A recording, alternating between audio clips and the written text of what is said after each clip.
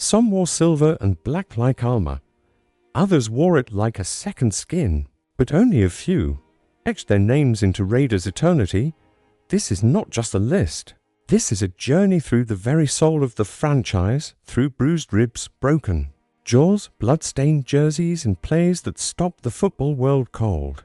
Have you ever wondered who truly defined the greatness of the Raiders? Not just with numbers, but with grit, with fearlessness, and with moments that will never die. They were warriors who bled for the shield, a quarterback who turned chaos into beauty, a receiver who turned silence into touchdowns, and a center who played through pain so severe most would not have left the hospital bed. You might know the names Otto, Stabler, Marcus Allen, but do you know the scars behind the smiles? The feuds, the injuries, the quiet sacrifices. This is their story, and it will change the way you see greatness, from dominant defenders who terrorized quarterbacks to offensive icons who danced through danger. We reveal the 10 greatest Las Vegas Raiders of all time, not ranked by media, not voted by fans, but chosen by legacy, by how deeply they carved their names into Raiders history. Each legend in this video has something you did not know, a moment, a fact, a decision that altered the course of the team forever. So stay with us, because the deeper we go, the more the truth unfolds. This is History of Raiders, your home for the real stories behind the shield. Make sure to subscribe, join the channel as a member, and if you enjoy this tribute to Raider greatness, consider dropping a super thanks to help us keep the legacy alive now. Let us begin. Greatness does not always scream. Sometimes it walks in with quiet confidence, eyes locked, ready to change everything.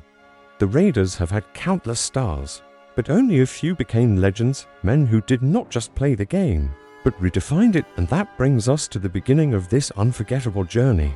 It starts with a man who could do it all, a shutdown corner, a fearsome safety, a leader who gave the Raiders everything, not once, but twice. Let us begin with one of the most complete defensive players the league has ever seen.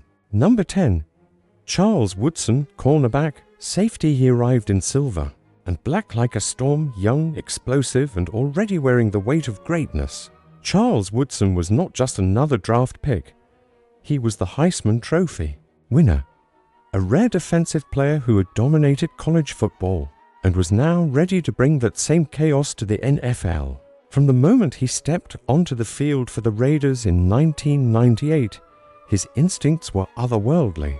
He did not just defend passes, he baited quarterbacks, studied body language, and struck with perfect timing. Whether lined up at cornerback or safety, he always found the ball. And once he did, trouble followed. He had range, he had fire, but more than anything, he had versatility. Woodson could hit like a linebacker and cover like a shutdown corner. One moment he was blitzing the edge, the next he was 20 yards deep baiting a throw. He left for Green Bay in 2006, a departure that hurt Raider fans deeply.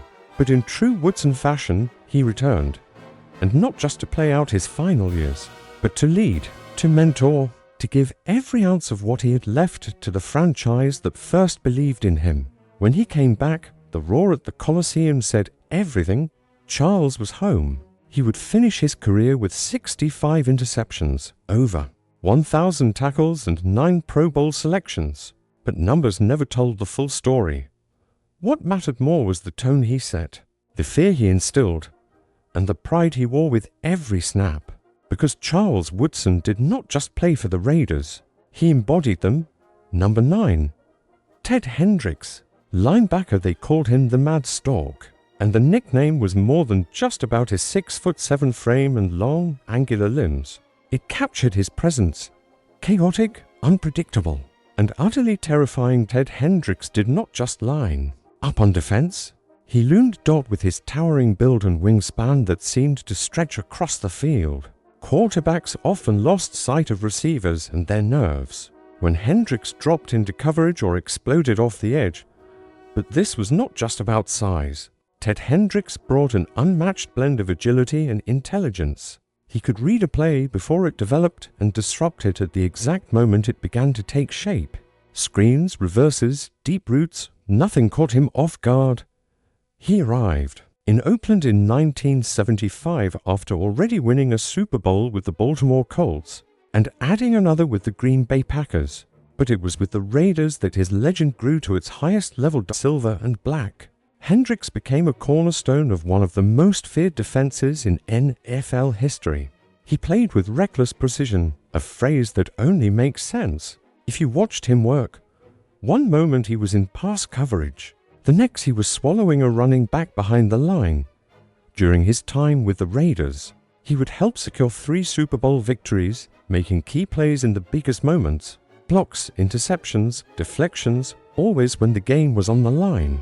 Opponents did not just prepare for him, they worried about him, because Ted Hendris was more than a linebacker. He was a disruption, a rare combination of height, instincts, and savagery. And when the Raiders needed a play, the Mad Stork always seemed to be right where chaos was needed most. Number 8. Howie Long, defensive end before he became a familiar face on television screens. Howie Long was the very definition of fear coming off the edge. He was not the loudest player on the field, but he spoke through violence, through relentless pursuit, through trench warfare, snap after snap. Drafted in 1981 out of Villanova, Long was seen as a raw talent with explosive athleticism. But what separated him from others was his unmatched drive to master the art of defensive line play. His hand techniques were surgical, his footwork calculated and violent. He did not just try to beat the blocker, he tried to erase him. Opposing linemen dreaded facing him because Long brought intensity that never faded, first quarter or overtime. He hunted quarterbacks like it was personal, and most times it was. In 1983, he helped power the Raiders to a dominant victory in Super Bowl XVIII, anchoring a defensive front that smothered Washington's high-power defense. It was not just a win, it was a message. Howie Long was not built for highlights, he was built for impact, for the unseen work inside the chaos, the violent hand swipe that collapsed a pocket, the shoulder dip that opened a lane for a teammate's sack. He made those around him better, while still being a nightmare on his own. Over 13 seasons with the Raiders, Long earned 8 Pro Bowl selections, was named NFL Defensive Lineman of the Year, and left the game with the respect of teammates and enemies alike. But beyond the stats, he represented something deeper: toughness, loyalty, unshakable fire. Howie Long did not just play for the Raiders, he symbolized what it meant to wear silver and black with honor and fury. Number 7. Fred Biletnikoff. Wide receiver Fred. Biletnikoff never relied on speed. He did not need to, because when the ball was in the air, there was no doubt who would come down with it. What made him dangerous was not flash or flare, it was precision.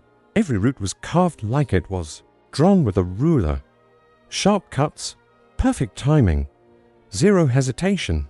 He made defenders look lost without ever breaking a sweat. Drafted by the Raiders in 1965, Biletnikoff quickly became the offense's quiet assassin. He was never the biggest or fastest on the field, but his hands were unmatched. Coated in enough sticking to catch a bullet, he hauled in impossible passes like it was routine. And then there was the chemistry with Ken Stabler. The snake would roll out, eyes scanning the chaos, and more often than not, he found number 25 cutting across the field like a ghost. The connection between them was almost telepathic. One glance, one step, first down dot by the time Super Bowl XI arrived. Biletnikoff had already cemented his place in Raiders lore. But that night in Pasadena, under the bright lights, he made it official. Clutch catches, flawless execution. He was named Super Bowl MVP, and it was no surprise to anyone who had watched him work. For years, he finished his career with 589 receptions, nearly 9,000 receiving yards, and a spot in the Pro Football Hall of Fame. But numbers were never what made Fred great. His consistency, his unshakable calm in the storm, and the way he silently dismantled some of the best secondaries in football history. Fred Biletnikoff was not just a receiver. He was the definition of reliability, a route-running artist, and the heartbeat of a Raiders passing game that terrified opponents for over a decade. Number 6. Willie Brown, cornerback. He was never supposed to make it. Undrafted. Overlooked. Passed over by every team. But Willie Brown did not need permission to be great. What started as a long-shot opportunity with the Houston Oilers in 1963 quickly turned into one of the most legendary defensive careers in NFL history. Once he found his true home with the Raiders, Brown was more than just a cornerback.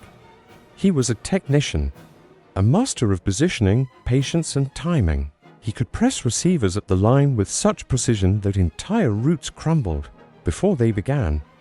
Quarterbacks learned quickly testing Willie Brown was dangerous. Over his career, he pulled in 39 interceptions, many of them in critical, high-stakes moments, but no moment was more iconic than Super Bowl sheet late in the game. With the Minnesota Vikings desperate to rally, Brown read the play like he had seen it in a dream. He jumped the route, snatched the ball out of the air, and sprinted 75 yards the other way, straight into Raiders history.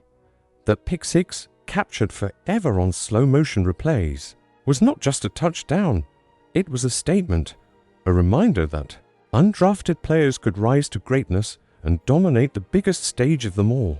Even after retirement, Brown's story continued to inspire. He returned to the Raiders as a coach and mentor, shaping the next generation with wisdom and toughness. Young players did not just listen, they absorbed every word.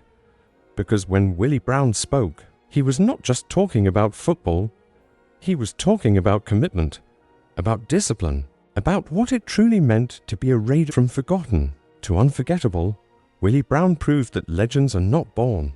They are built, one play, one interception, one lesson at a time. Number 5. Art Shell, offensive tackle in the violent chaos of the trenches. Where games are truly won and lost, Art Shell stood like a wall of steel. Quiet, disciplined, unmovable.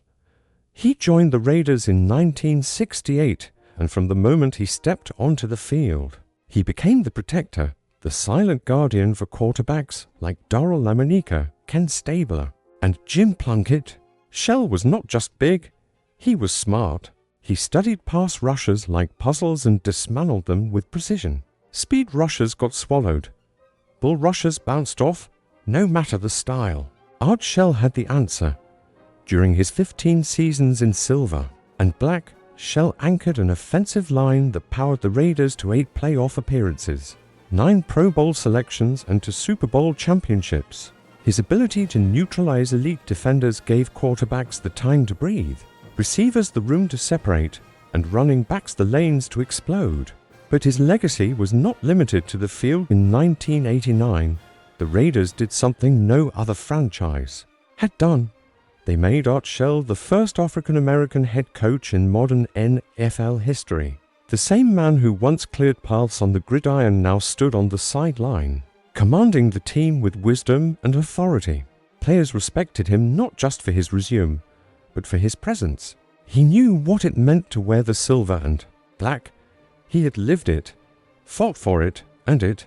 Art Shell was not flashy. He did not deliver speeches or chase headlines. He simply showed up every play, every season, and set a standard that linemen still chase to this day. He was more than a Hall of Famer.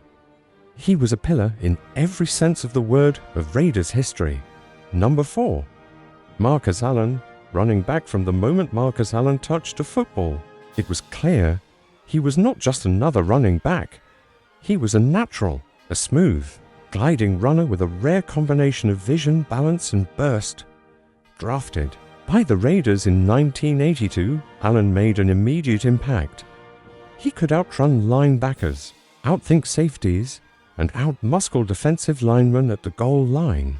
There was no situation he could not handle, and no stage too big. Just his second season, Allen led the Raiders to a dominating victory in Super Bowl 18, and in that game, he etched his name into NFL history on a 74-yard touchdown run. Weaving, reversing field, exploding through open space, he delivered one of the most iconic plays the Super Bowl has ever seen. He finished the night as the Super Bowl MVP, a title he wore with calm confidence. But for all the glory, his journey in silver and black was not without struggle. A long, bitter feud with team owner Al Davis cast a shadow over the later years of his career. He was benched, limited, and at times ignored, despite being one of the most talented players in football. For years, Allen sat in the background, waiting when the moment came. He rose again. His move to the Kansas City Chiefs reignited his career, proving that his greatness had never faded, only been held back. Still, Marcus Allen's prime years were painted in silver and black. With over 8,500 rushing yards, 79 total touchdowns, and a reputation as one of the most complete backs in NFL history, he left behind a legacy of elegance and explosiveness. He was not just gifted, he was unstoppable when given the chance. Number 3. Tim Brown. Wide receiver Tim Brown never needed a flashy nickname. His nickname was earned through consistency, loyalty, and greatness. Mr. Raider. When the Raiders drafted him 6th overall in 1988, they knew they were getting a Heisman winner. But what they got was far more. A pillar of the franchise for the next 16 seasons. Brown was not the biggest. He was not the fastest. But his roots were surgical. His hands were reliable, and his ability to find open space made him a nightmare. For defensive backs, he read coverages like a quarterback and executed like a surgeon. Through quarterback changes, coaching turnovers, and offensive dry spells, one thing remained constant: Tim Brown. He became the Raiders' all-time leader in receptions, receiving yards, and touchdowns, and it was not close. When the offense stalled, Brown moved the chains. When the team needed a spark, he delivered. When no one else could get open, number 81 did, over and over again. He was not just a possession receiver. He was a deep threat, a slot weapon, a punt returner. Whatever the Raiders needed, he became it, and he rarely missed a game. His durability was just as legendary as his production by the time he retired. Tim Brown had amassed over 14,000 receiving yards and 100 touchdown receptions. But more than the numbers, it was the way he did it, year after year, without complaint, without ego. He gave everything to the silver and black for over a decade. He was the engine of the Raiders' offense. No excuses, no shortcuts, just precision, grit, and greatness every single Sunday. Tim Brown was not just a receiver. He was the soul of a franchise. Number 2. Ken Stabler. Quarterback, he was known simply as the Snake. Cool, left-handed, fearless, Ken Stabler played quarterback with a calm chaos, the kind that made teammates trust him and opponents fear him. Drafted by the Raiders in 1968, he waited patiently behind Darryl Lamanika, biding his time, learning the system. And when his moment finally came, Stabler took over with quiet authority and never looked back. He was not flashy like some quarterbacks. He did not boast a cannon arm or blinding speed. But what he had was ice in his veins and a brain made for pressure. 2 minutes left on the clock. That was his territory. Defenses closing in. That was when he thrived. Stabler led the Raiders to one of the most dominant stretches in franchise history. He won NFL MVP in 1974, led the team to 5 consecutive playoff appearances, and delivered the Raiders their first Super Bowl victory in 1976, a blowout win in Super Bowl XI. His passes were not just throws, they were decisions, split-second reads that punished secondaries. He orchestrated comebacks that are still talked about today, like the Sea of Hands game, a miracle touchdown pass in the final seconds to stun the Dolphins. But what made Stabler truly legendary was not just the wins. It was the way he let teammates followed him, not because of speeches, but because of belief. He stayed poised in chaos. He laughed in the huddle. And when it mattered most, he always seemed to deliver. Ken Stabler played with guts, grit, and grace, and he played for the love of the game. To the Raiders, he was more than a quarterback. He was the heartbeat of a golden era. Number 1. Jim Otto, center before there was a legend. There was a center wearing 00. Jim Otto was not just the first Raider, He was the foundation the franchise was built on. From the very beginning in 1960, Otto snapped the ball and set the tone. He did it with discipline, ferocity, and a level of toughness the league had never seen. He played 110 consecutive games, all without missing a single start. Through broken noses, shattered knees, and countless surgeries, he never walked away. He bled silver and black, and he did it for the love of the game and the pride of being a Raider. Opponents feared him. Teammates trusted him. Otto did not just play center, he controlled the middle of the battlefield. Quick off the snap, fierce in the trenches, and smart enough to read defenses before they even moved. He was the anchor of an offensive line that helped power the Raiders for over a decade. He was named to the All-AFL team every year of the league's existence. He earned 12 straight All-Star or Pro Bowl selections. He was there for the first winning season, the first playoff run, and the rise of a dynasty in the making. But it was not the stats that made Jim Otto a legend. It was the pain he endured, and the pride he never lost, even after over 70 surgeries in retirement. Including the loss of a leg, Otto never complained. He called it the price of greatness, the price of being a Raider. He wore number 00 not for flash, but because there was no one like him. Jim Otto was not just the center of the offense. He was the soul of the Raiders. What ties all of these legends together is not just their gold jackets. It is the grit, the greatness, and the unshakable loyalty they showed every time they stepped on the field. From Jim Otto's iron will, to Ken Stabler's fearless leadership, to Tim Brown's steady brilliance, each of these men did more than play football. They helped define what it means to be a Raider. They were tough, they were relentless, and no matter the score, the stadium, or the season, they fought for silver and black until the final whistle. This list is not just a countdown of Hall of Famers. It is a tribute to a brotherhood built on sweat and sacrifice. These players shaped the identity of the Raiders, an identity built on toughness, unity, and pride. And even as the decades pass, their impact is still felt. Their stories still echo through Raider Nation. Now it is your turn to speak. Who is your all-time favorite Raider? Who should have made this list but did not? Drop your answers in the comments. We want to hear from you.